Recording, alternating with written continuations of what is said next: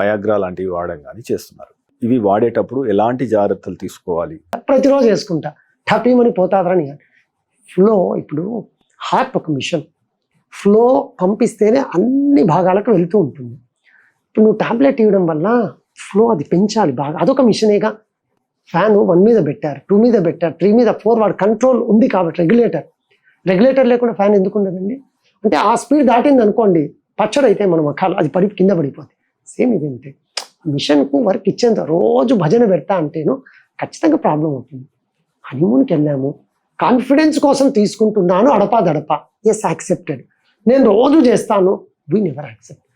Problem ఇదే కాకుండా అంటే నువ్వు సెక్షువల్ ప్లెజర్ కోసము at the cost of your life మీరు ఇబ్బంది పడుతున్నారు.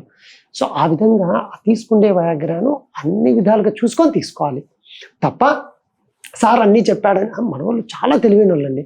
నేను చెప్పిన ప్రతి నాకే ఎడిట్ చేసి చూపించు, ఎడిట్ కాదు సార్ చెప్తారు, మీరేగా చెప్పింది నాకే చూపిస్తూ ఉంటారు. సో కాబట్టి ఇంకా ఏదైనా డౌట్స్ ఉన్నా కూడా జాగ్రత్తగా తీసుకోవాలి తప్ప రొటీన్గా తీసుకోవడం కరెక్ట్ కాదు. మీరు తీసుకునే అదే మందులు, అదే నాణ్యమైన మందులు మెడ్ ప్లస్ బ్రాండ్స్ పై సగం ధరకే.